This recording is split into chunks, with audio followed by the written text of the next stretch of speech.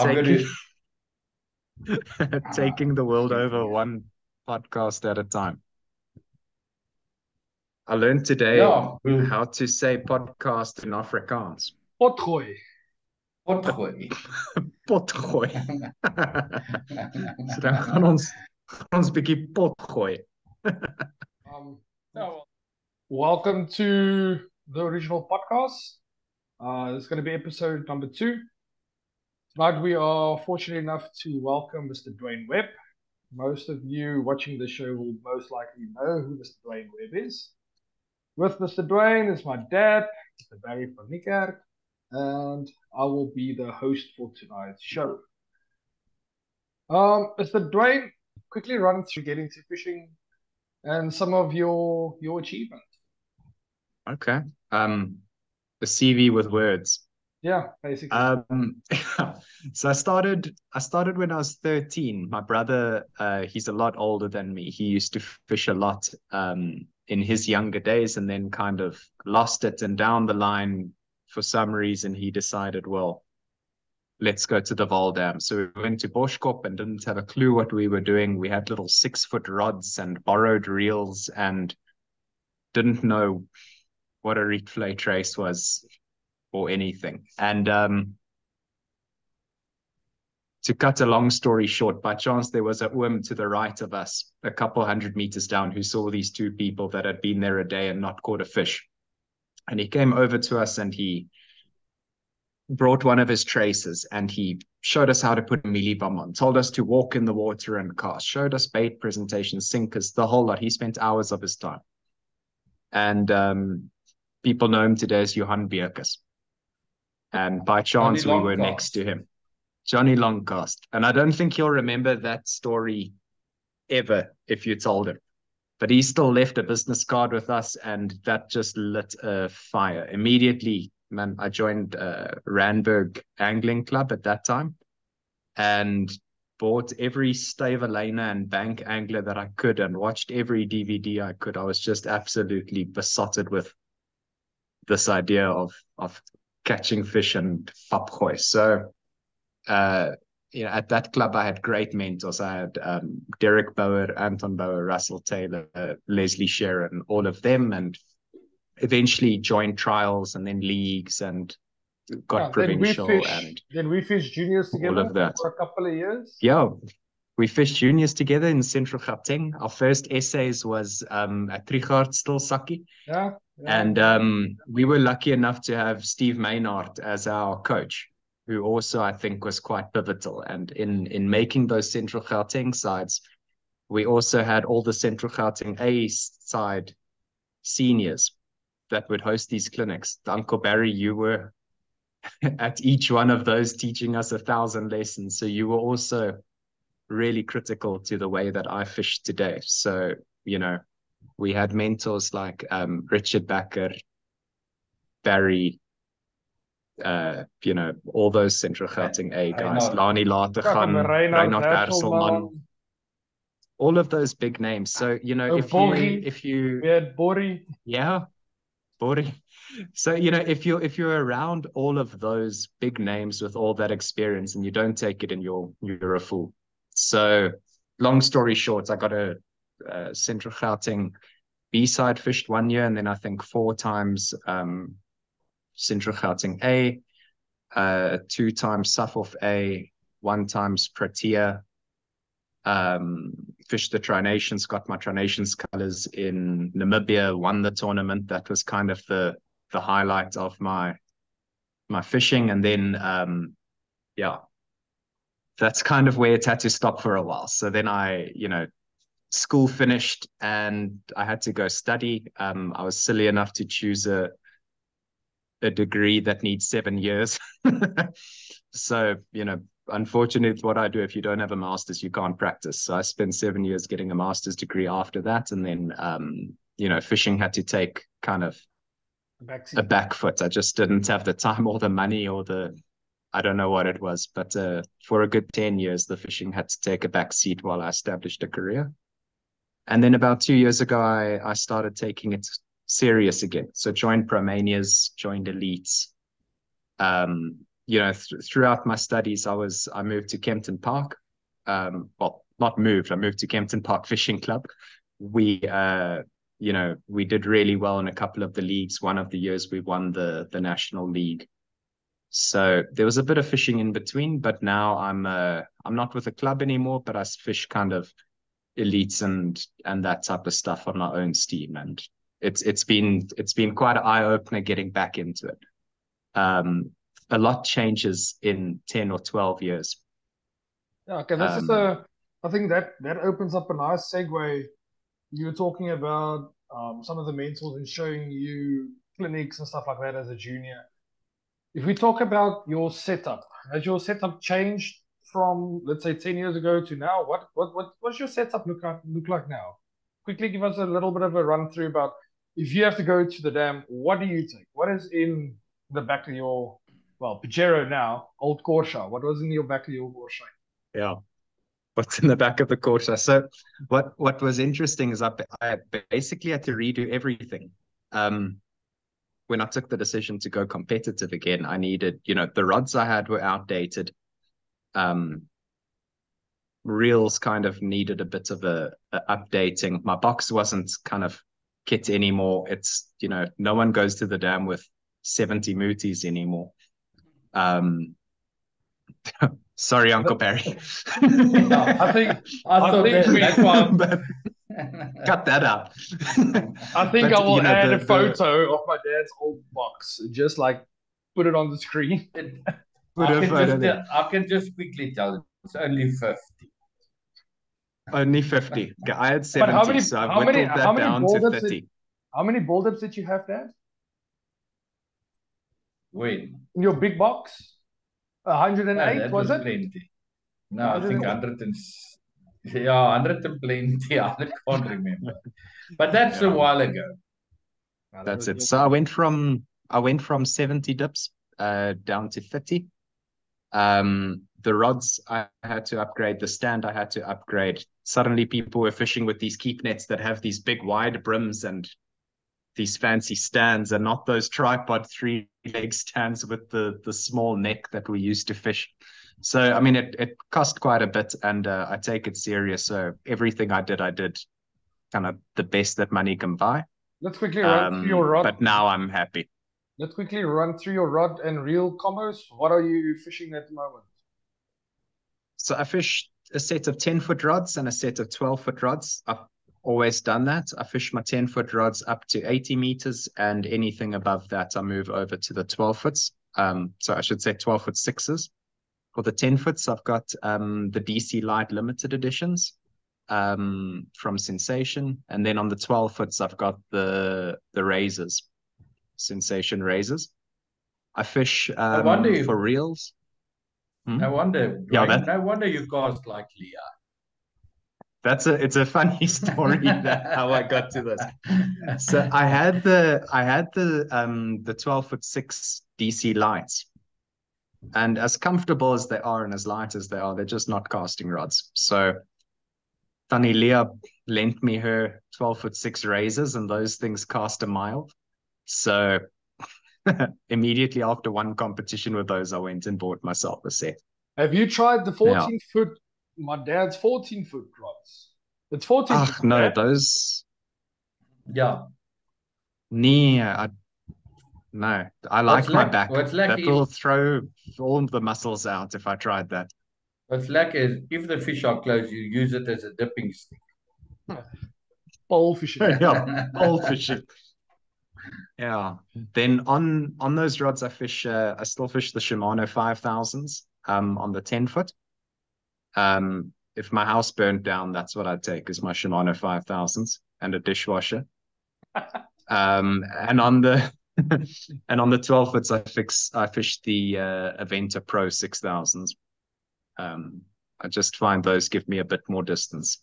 I was talking to my dad earlier when we were talking about today's episode, and we were talking about like the traces that we've been using now, especially with the links. If we're talking about what's different between now and like 10 years ago, if I can take an example, when we fished, let's say we fished one of our Bloemhof essays, we were told, okay, you need to bring at least 50 zeros, 51s, 51 and a halves. So you would pitch up at the essays with a toolbox full of tracers, like a heavy toolbox full of tracers. Where I feel like now you have a little box with, let's say, 100 tracers in, and with the ease of the links now, you just exchange the sinkers. Yeah. So do you also use that's been a huge, exactly. So that was also quite a big shift. I just use the mushroom sinkers. I don't believe in springs. I know that's some people believe in springs, and that's great. I don't. But I just fish the links. I've got M noughts in my box. I've got ones in my box. I've got 1.5s in my box. I'll never put heavier than a 1.5 on a replay trace. Right. I don't like it. Never tried a ball like six? fishing I like fishing quite a big bomb. So if I put a big bomb on a M2, there's a point of diminishing returns with putting a weight on a rod and balancing it. So I don't like the idea of having to put a M2 or a M3 on and put a tiny bomb on. If I'm doing that, I'd rather move over to a Voldam trace and put a P2, P3, P4, P5 on from there. But I mean, if you've got enough of a kind of casting ability, I don't think you need heavier than an M1.5 on a replay. Duane, but what do you do on those days where the wind starts pumping and you'd still want to fish your replay trace?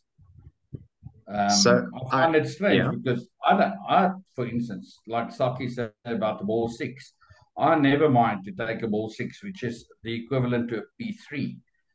I never mind to take a ball six and put a small bomb on that and throw it to wherever I need to.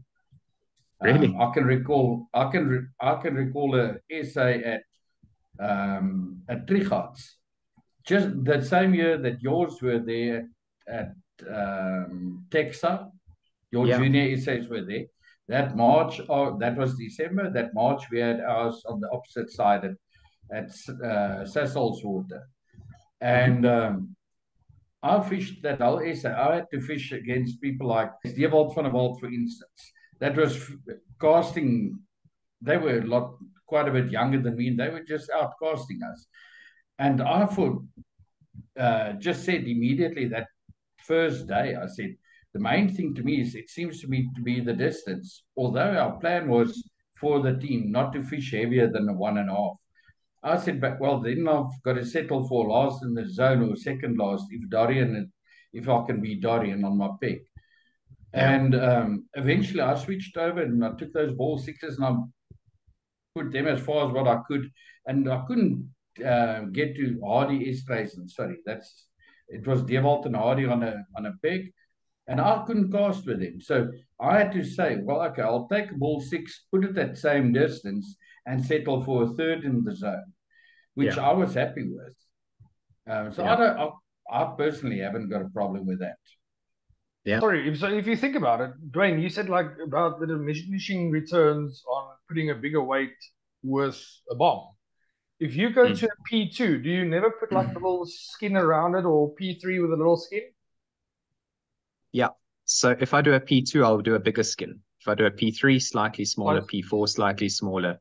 So what we do with a ball six is you do exactly the same thing. You're not going to use the same size ball on a one than you do on the ball six. Yeah. So it's also you do the same thing where the bomb gets a lot smaller, but like the whole combination gets a bit heavy and it's a heavier weight. Yeah. So I suppose it's the same concept, just a kind of different trace. Yeah, it's just the hook is at the bottom.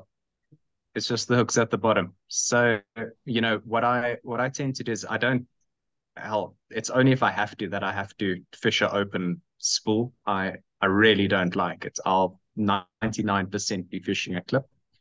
If it's a case like that it's really a distance game, you'll also very rarely see me casting from the side.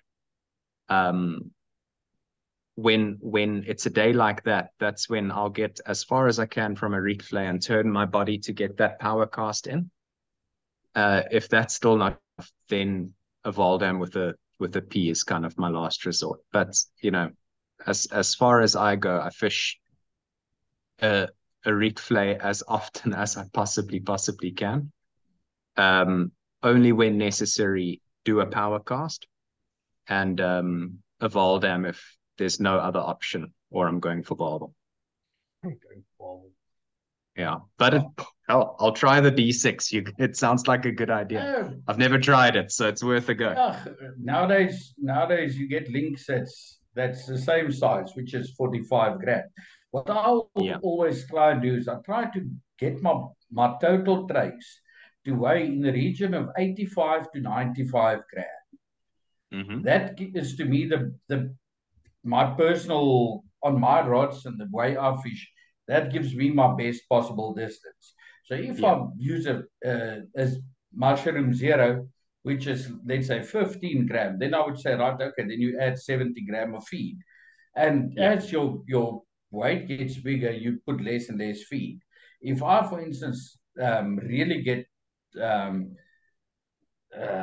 caught up in difficult times where I sit next to Johnny Longcast and I need to fish with him, then I'll take a bullet number 3, which is a 3-ounce bullet, which is 85 grams, and I'll just put about 10 grams of feed in that narrow part of the sinker, just so that I can put my booty on there. That's to me the only reason why I do that. And then I take it and you throw it as far as what you can. And there's some days that there's no other option, It's either that or you don't catch. It's absolutely right. That's what I say. The other thing that I also say is if I'm get stuck next to somebody like Johan, and you need better distance, you need to go to lighter line, which is something that Suffolk now decided to stop. I've never been scared to fish with 2-pound ultra strain magnethin, which is extremely thin, but I'm not scared to use it. Where now, obviously, that has stopped, so now I'll battle a bit more. Do you think is that rule set? Sorry, Saki. It's a set rule as from March, I think, March or April. I think let's open up that can of worms. Let's open that. That is a can of worms. It might be a little bit controversial, but I've spoken to a few people and I've heard quite mixed emotions. Duane, what's your feeling about it? First of all, Dad, can you explain to us what the rule is, what the change is? Well, at the moment, it was for the last, I'd say, best part of 10, 15, 20 years. I'm not sure when they stopped with light, medium, and heavy tackle, or light and medium. We never had heavy line class. But they stopped that, and it was open for everything, and you could use a thin line with a bleeder. And now they decided that you got to fish with a 10-pound line. I think it's got to mic something like 0.25. That's a minimum, the minimum breaking strain you need to use, and obviously that's going to create that or cause that you lose a lot of distance. And for that reason, for instance, on our sinker sales, I can see immediately we've never sold so many P4, 5, 6s in our life. Immediately, and the same with the slide-ons. The slide-on zero, we hardly ever sell. We slide-on 2s is going like crazy. So there's definitely a shift in the market there, and it's just because of the distance. I don't know if it's going to help. I say 10-pound line, yes, you can pull harder to try and get your hook line to break or something like that.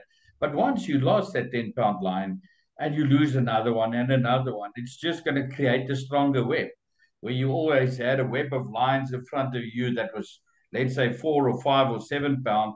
Now you're going to have a web of lines that's 10 pound. So it's just a stronger net in front there. So is there argument for environment causes? Yeah. So what's going to happen now is they use a bigger sinker to get the same distance. And when they lose that, then now there's more lead in the water, if I can put it that way. More lime. You know that, if I could just say that, A couple of years ago, best part of 15 or so years ago, we had those drop-off sinkers where the lead was balanced on a small weight, and the moment when you start to retrieve your trays, the weight would fall off. And then they stopped that. They said, no, it's not good because of pollution.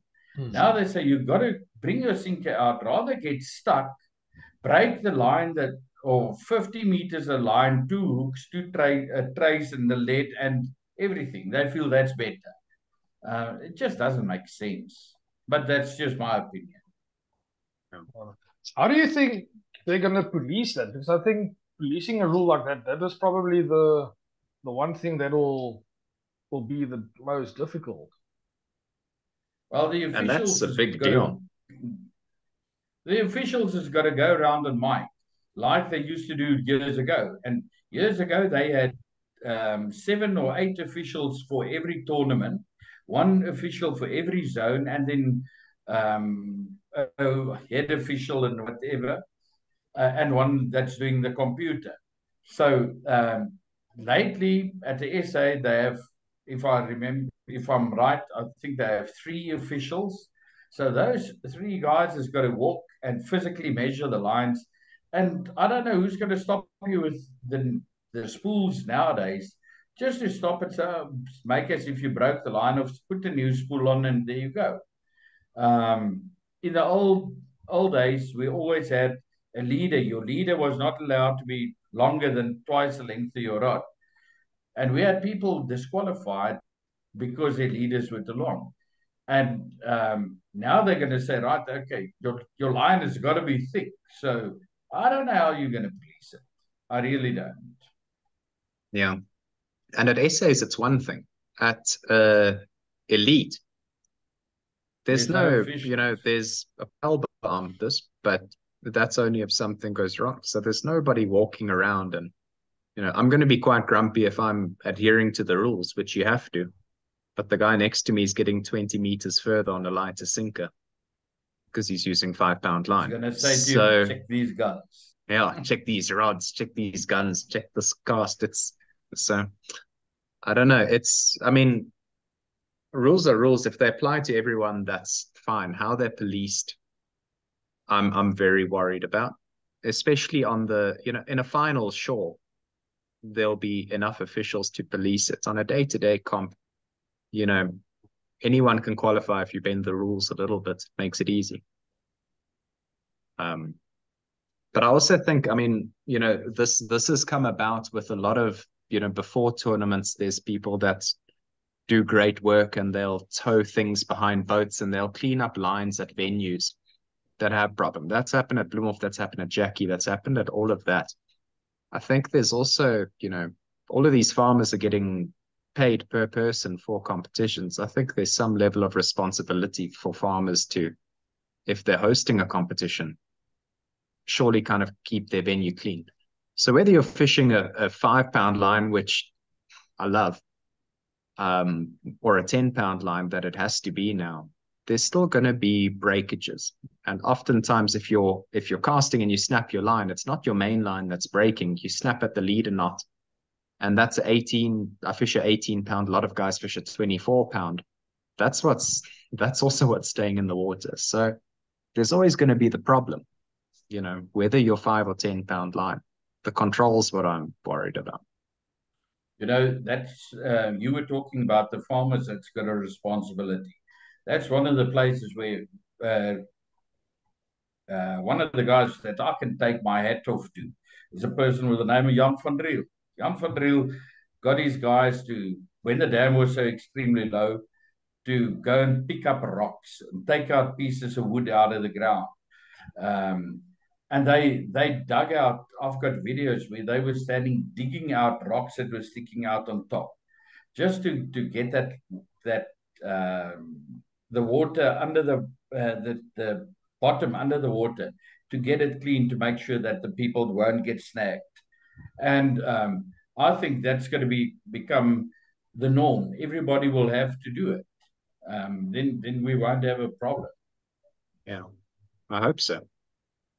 Yeah, but it also, maybe not for the everyday fisherman, but this changes the game a lot.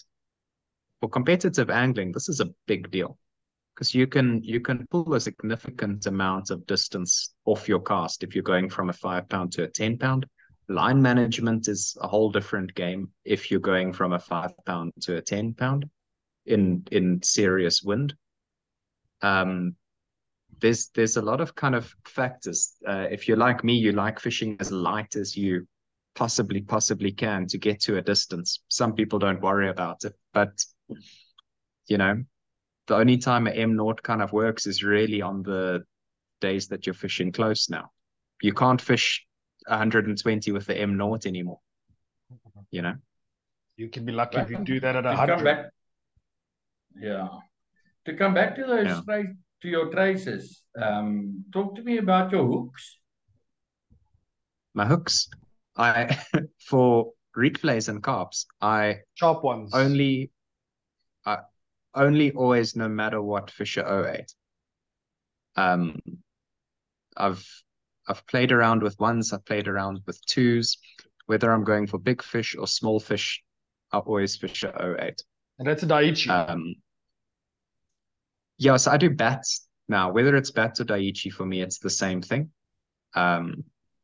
But I'm quite pedantic with my hooks. And my traces, is if I fished a trace on a day, that's the end of the trace. I'll never use a hook on 2 competitions, and I'll never use a trace on 2 competitions. So after a competition, that hook will never be fished again. And the rest of the trace, the swivel and the link, goes into a box that I scrap for parts, and I use those again. But I'll only use a hook You use once. the hooks again. Never. I thought you say you scrap them to use the parts. No, that's great. So don't you find that from time to time when fish are looking for bigger bait presentation that you then actually battle with the OA?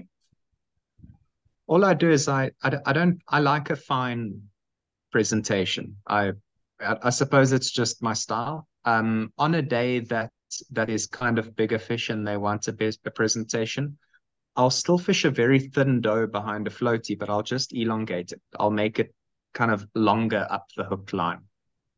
But I've never had a problem with the 08s. I swear on them. I thought you were gonna say that you never catch big fish. Yeah, that's also. The more muddies I can catch, the more happy I am. Yeah, I'll take small fish over like a lot of small fish over a few small fish any day. Yeah, Mr. Duane. So Yeah. let's quickly change the topic from that one now. You got any plans fishing this weekend? I mean, Yeah, I'm going with my brother to Porcupine Bay. I've only fished it once before and I didn't do very well. So I'm looking forward to the weekend.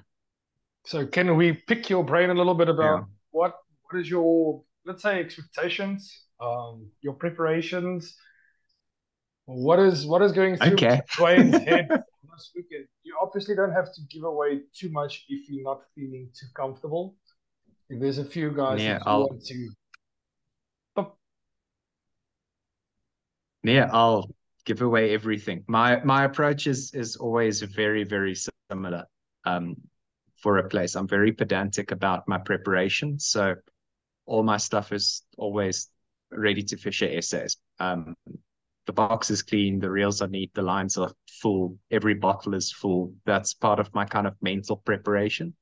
Is if my kit is in order and everything is absolutely top notch, I arrive with confidence. The tactical error that I made last time was kind of interesting. Is I decided to fish too short a distance. I fished a 65 and an 80 at the last comp, and in the morning was doing fantastic, very easily winning my zone until about 12 o'clock, where all the undersized yellows moved into my spot. And the guys that weren't doing well during the day, that were fishing 100, 120, 130, whatever, 100 plus, their spots came alive and all of them overtook me in the afternoon.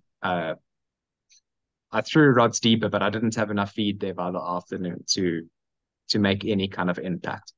So I kind of learned from the venue that, there's really nice bigger carp at the venue. And in the morning, there's also kind of quantity to be caught at shorter distances. So my tactics to do something in between the two. I'm going to start one deeper rod and kind of get enough feed in there throughout the day that my afternoon, that's kind of my insurance policy for the afternoon. And for the morning, at least, I'm going to try get quantity on the closer distance. How do you get your spot to get going? Do you get to the dam, quickly do 5 bombs and then start fishing, or do you over time just build up to it? What is your way of doing it? So you spoke about the hard clip on the last podcast. I'm quite pedantic about actually I'm seriously pedantic about casting. I think it's 80% of any angler's success is their casting. So accuracy of your casting, and then being realistic about what distance you're fishing is what I do. So I don't ever, or I very rarely will throw feed on a spot and wait for the spot to work. I make a point of fishing with extreme accuracy. If it's not accurate, I reel it out and do it again. I mean, Uncle Barry, on that competition at Tago, that elite teams event, you saw me casting a spot. That's twice a year I'll do that. But if I'm quite adamant on fishing my close distances or a certain distance, but I think the afternoon I need a bit of a backup plan, then I'll throw a couple of bombs at 100 or 110 or whatever the distance might be, and not fish it unless I need to. But I'll never start my day by feeding. Do you from time to time bait or cast a rod or catch a fish and then first put a bomb and then your trace? Or do you never do that? No, I don't like doing that. And the reason being is there's a bit of a turnaround time issue. So that takes 3, 4, 5 minutes, however long it takes you to do that with your distance. And there's also a bit of a disturbance that I feel you cause if you do that. So fish always swim in schools. This is my little theory. They swim in schools, so if a fish has bitten on your spot, if I can get my bait exactly on that spot within the minute of landing that fish, I'm going to catch his buddy that's there too. And in catching his buddy, I'm adding more feed, is calling more fish to the spot. So it's really incremental is how I build a feeding spot. And I try to do that with really quick turnaround time between fish and really extreme accuracy. Darren, what is your opinion? How would you go about getting started? I know for a fact that you're not scared to, when you get there, quickly get 10 or so bombs on the spot and then start fishing. You're not too scared of that. Now, my normal way is, like I'll say, I will start, the hooter will go, immediately I'll put my rod in. Give it, as I put that in, I'll start to bait up my next trace. As soon as that is ready, I will put one bomb there, just a bomb, take it out, take my second rod, put it down, bring it out, bite up these 2 traces again. One just a bomb, other one a bomb and a bomb and the bait.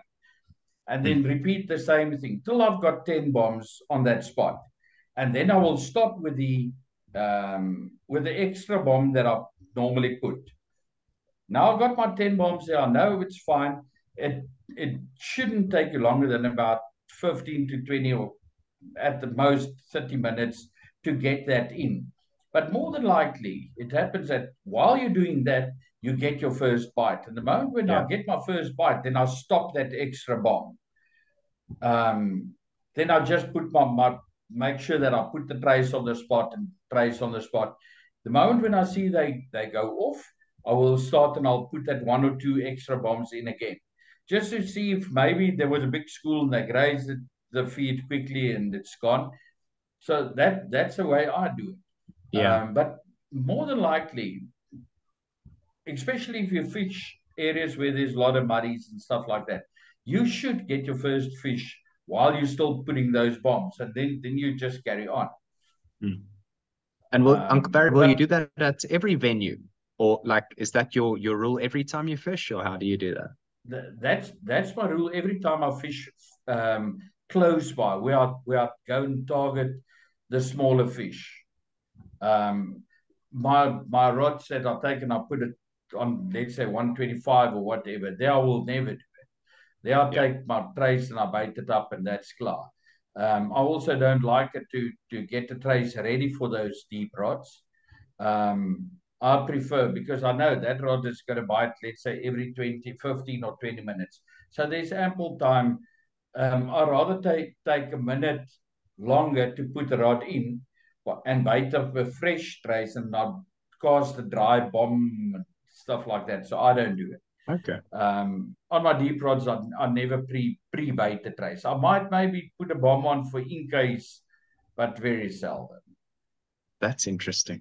So I do a similar thing. If I'm fishing a rod that's got kind of a 10-minute plus biting time, I'll never bait the hooks before. I'll put the bomb on, and I'll make the bomb a bit more wet than I normally do, so it's got kind of time to dry. But I'll never put a hook bait on. The hook baits have to be fresh in my view, especially a doe. Yeah, I was going to say exactly the same. Especially a doe. I don't, and I'm a big doe fan, so to me, I don't put that on before the time. Yeah. Right. It's interesting to hear all the tactics. Everyone's got their own Everyone's got their own ways and what they're confident in, and it's right, very interesting to hear it all together. To get back to the thing where you said your game plan with the previous comp at Porcupine wasn't as great as what it could have been. When do you think to swap from, let's say, plan A to plan B? Because obviously you going into this weekend with the mindset of, okay, listen, you'll probably start in the front, start close by, and then in the afternoon you might go a little bit deeper. At what point do you say, okay, listen, now you count your losses, carry on, go to plan B? When do you make that mental change? So it's interesting you ask, because I told you earlier on, I've read every magazine, every interview, everything. So there's a word of advice from Protea in some article years ago.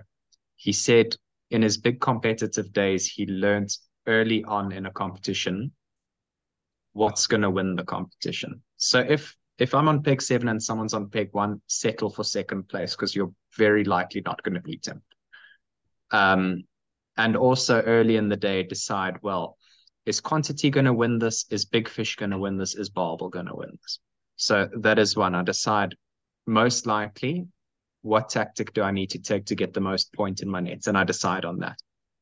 And then another word of advice when I was 16 that Lapis used in one of the clinics was, he said, if you think of it, do it.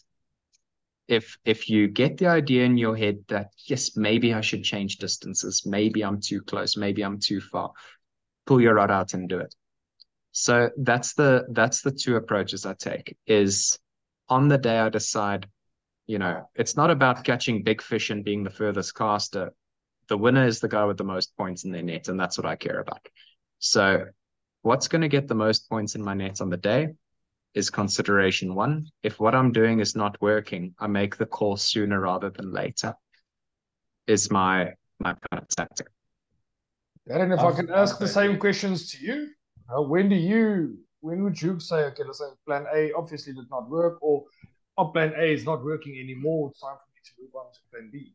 I said, to me, one of the most important things to do is to believe in what you planned, because obviously there's a lot of thought has gone into it. You've got a whole week where you sit and you plan and you think and you talk and you find out and you do everything. So it's highly unlikely that it will be completely wrong. But on a day, it might change. So the first thing is, I will say, right, okay, my one rod, I'm going to stick to what I believe. whatever I decided prior to the day or the morning when I got there, I'll stick to that. I'll stick to it. If it means I lose, I lose.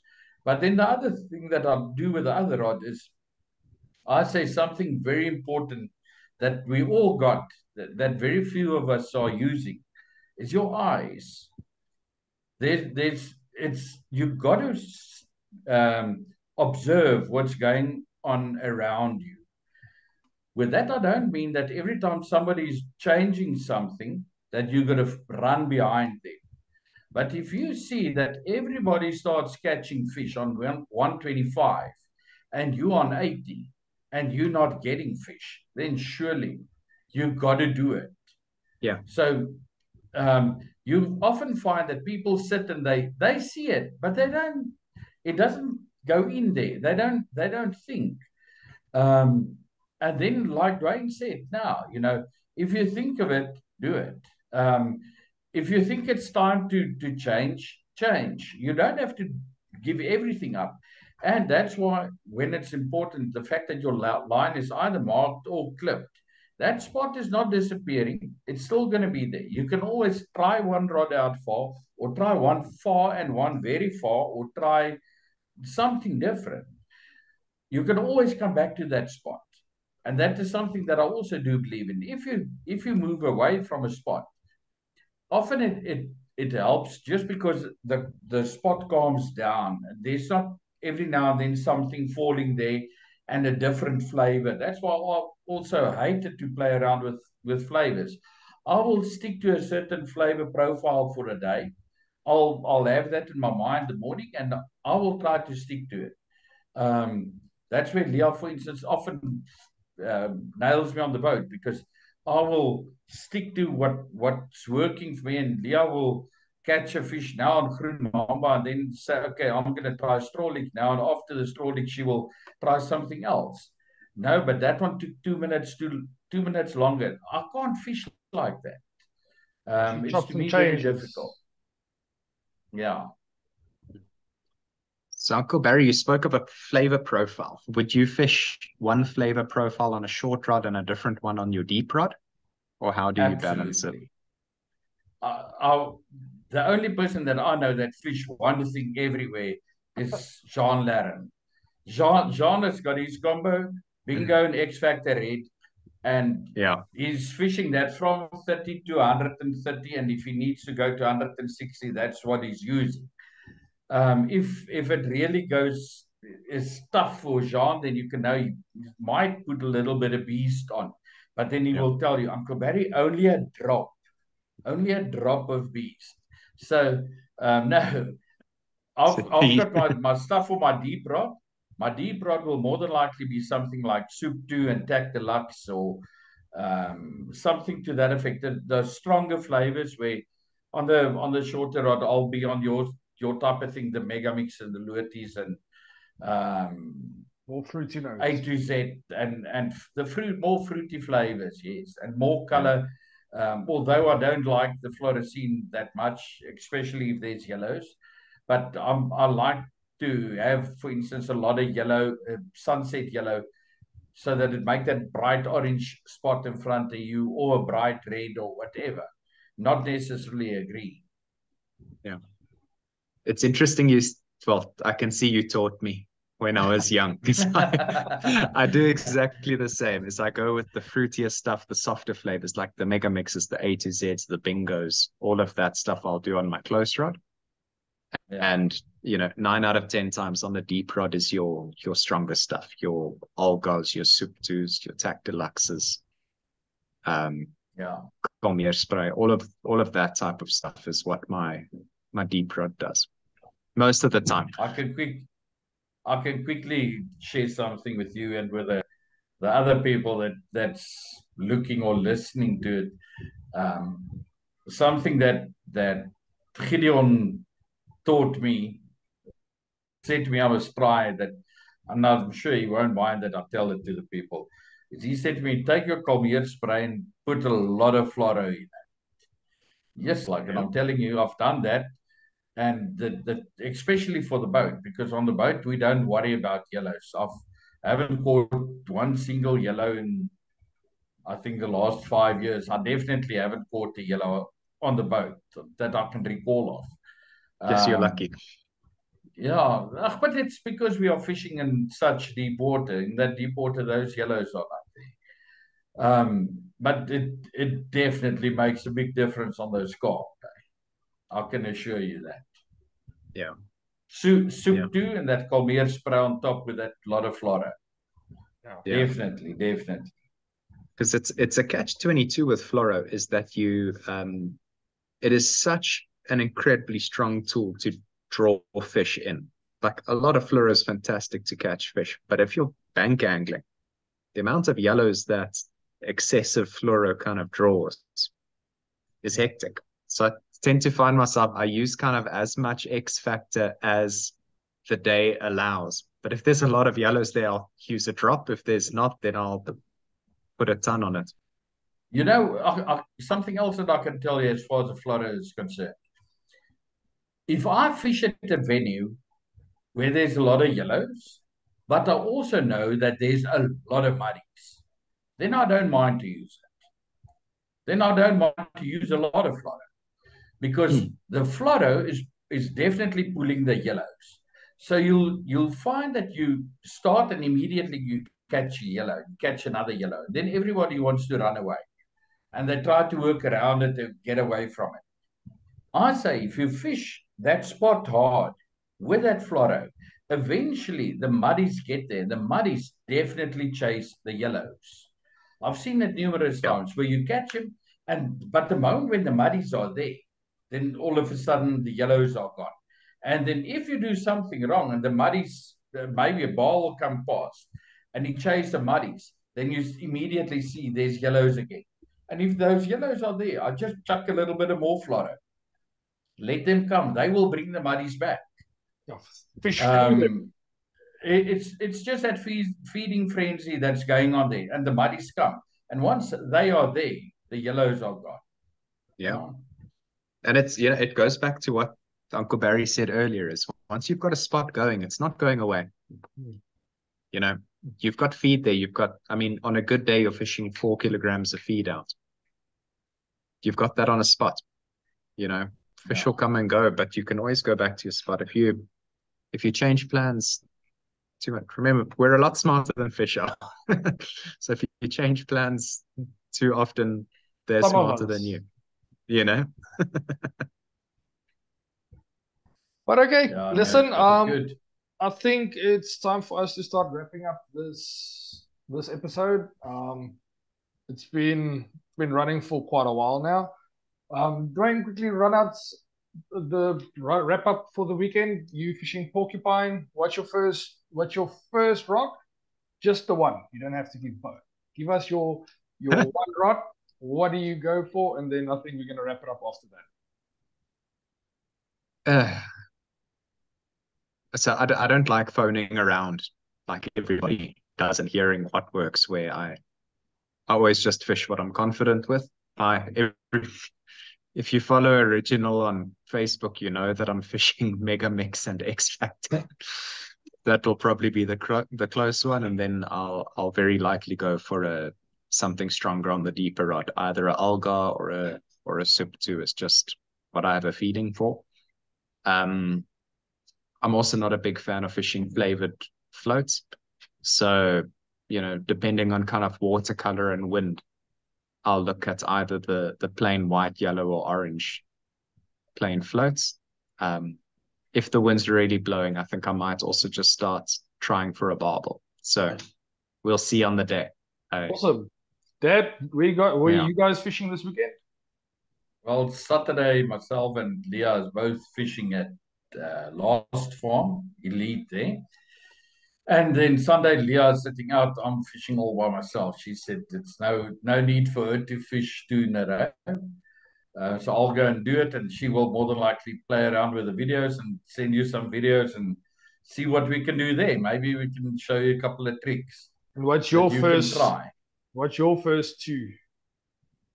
My first rod on the closed rod will definitely be A to Z and Loti. I'll do something that I hate doing, but I will do it. And I will put on the one hook, I'll put some maggots. I don't even know if a person still get. I haven't fished from the bank for quite a while, but I believe they say the muddies do eat them again. So I'll have my normal dough on the bottom hook. At the top hook, I'll have some maggots, A to Z and lueti. The other rod will definitely be 2 honey floats with a dough behind it on both hooks. The one will have an orange float and the other one a white one, the orange at the bottom. And I'll have Soepto and Kalmeer spray definitely on that rod. And I will put that on about 125. Oh, that's awesome. That's a plan. Yeah. The close rod I plan on about that 65, 70. Depending on where I sit in that bay. Oh, that's awesome. That A to Z Uncle Barry is a hidden gem in your range. I mean, it's a relatively new dip, but yes, like it's what I found is if Megamix, you know, if Megamix is kind of working and the fish hit a lull, replace it with the A to Z, and then you're back on the fish. It's incredible. Just a quick thing. The main thing for me about the A to Z again is the color.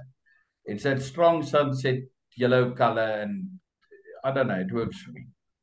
Yeah, that's a great tip. Okay, but anyways, okay, guys. Just keep an eye out on the Facebook page. I'm pretty sure Duane and my dad will keep us up to date with what's happening this weekend. Hopefully, we'll get a photo or two. Maybe if our mom goes with on Sunday, we'll find a video or two. So keep following us. This is episode number 2.